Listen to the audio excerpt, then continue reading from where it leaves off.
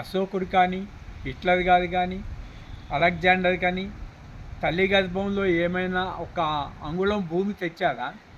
మరి భూమండలంపై యుద్ధాలు ప్రకటించి చివరికి ఏమైపోయారు? అలెగ్జాండర్ 6 అడుగుల గోతిలోనే పూర్తి చేశారు, అంగుళం తీసుకెళ్ళలేదు. నేను నిజ విచారణ చేసిన తర్వాత తెలుసుకున్నాను. అట్లాగే అశోకుడు ఏం చేశాడు? చనిపోయాడు. హిట్లరు చివరికి తుపాకీతోనే కాల్చుకున్నాడు. ఏ కుక్క అయినా తుపాకీతో కాల్చుకుందా?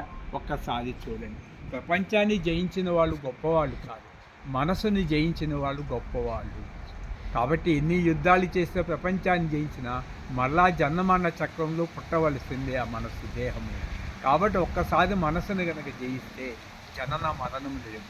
ఇప్పుడు I am winner of world mind అంటే నేను మనసుని జయించాను కాబట్టి ఈ ప్రపంచాన్ని నేను జయించిన అవసరం లేదు. ఎందుకంటే మైండ్ ఇల్యూజన్ దిస్ వరల్డ్.